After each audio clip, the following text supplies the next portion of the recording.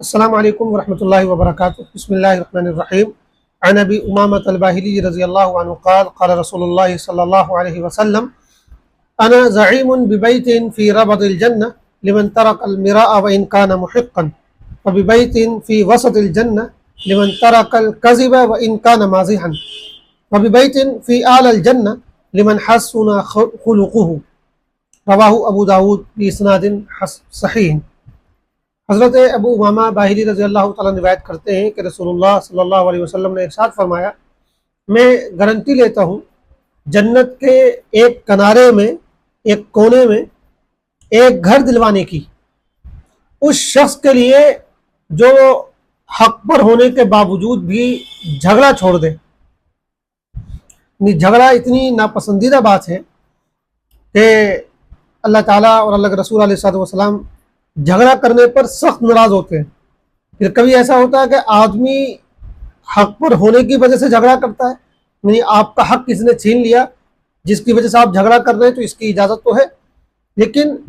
پھر بھی جھگڑا پسندیدہ نہیں ہے۔ اور اگر کوئی ناحق پر ہوتے ہوئے،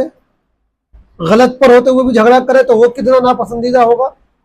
اس کو سمجھا جا سکتا ہے آسانی سے۔ حضور پاک فرماتے ہیں کہ اگر کوئی حق پر ہونے کے باوجود بھی جھگڑا نہ کرے، جھگڑا چھوڑ دے، وہ کہے کہ کون جھگڑے کے چکر میں پڑے، جھگڑا تو اللہ اور اس کے رسول کو پسند نہیں ہے، میں اللہ تعالیٰ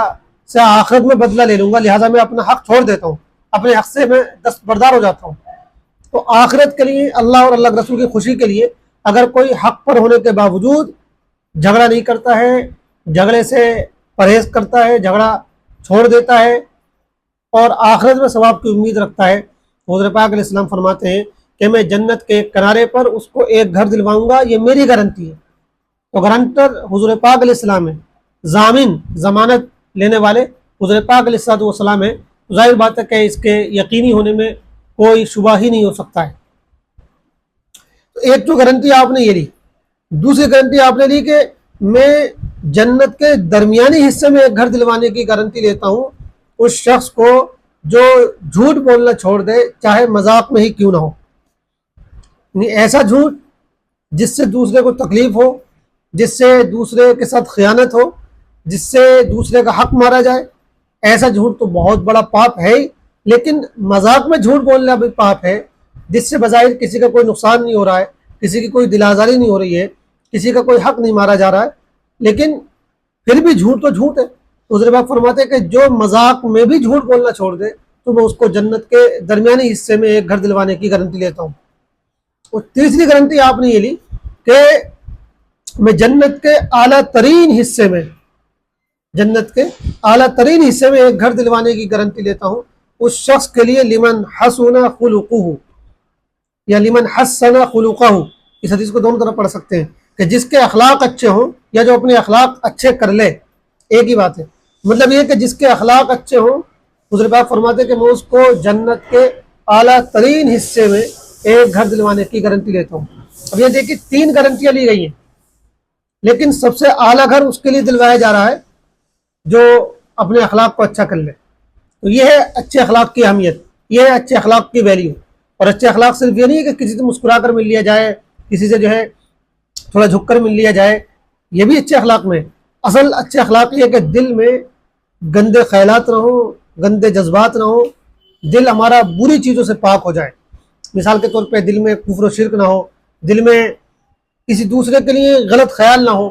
دل میں کنجوسی نہ ہو، دل میں کینہ اور بغض نہ ہو، حسد نہ ہو، یہ ہے اچھے اخلاق۔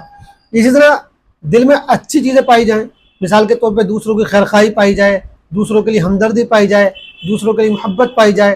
اسی طرح سخاوت کا جذبہ پایا جائے، اس طرح کی چیزیں جو ہے ان کو کہا جاتا ہے اچھے اخلاق۔ جب یہ دل میں اچھی چیزیں ہوتی ہیں تو انہی کا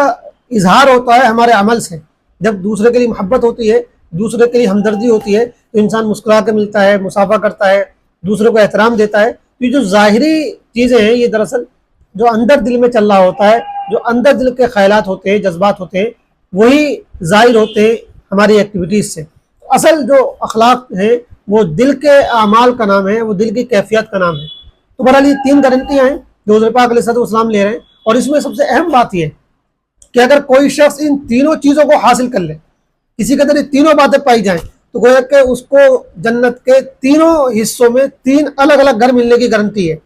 अगर एक ही शख्स में ये तीनों बातें पाई जाएं तो उसको जन्नत के किनारे पर भी एक घर मिलेगा, उसको जन्नत के दरमियानी हिस्से में भी एक घर मिलेगा और उसको जन्नत के आला हिस्से में भी एक घर मिलेगा। तो ये एक अच्छा मौका है हमारे पास जन्नत में अपने घर बनाने का। हम इस दुनिया में जो है जब कोई कॉलोनी करती है तो अपना फ्लैट लेते हैं, अपना मकान बनाते हैं, बुक करते हैं, तो ये जन्नत की बुकिंग हो रही है कि हम जन्नत में अपने प्लॉट्स और अपने फ्लैट जो है वो है बुक करवाएं, अपना मकान बुक करवाएं, अपनी कोठियाँ बुक करवाएं। तो ये एक अच्छा मौका है, कोई इसकी कीमत बहुत ज़्यादा महंगी भी नहीं है, मामूली सी कीमत है। और वो ये है कि अपने आप को इन तीनों औसाफ से मुत्तसिफ कर लें। कुछ नहीं जा रहा है, बस फिक्र की बात है। अल्लाह ताला हम सबको इन बातों पर अमल करने की तौफीक अता फरमाए। वस्सलामु अलैकुम वरहमतुल्लाहि वबरकातुहू।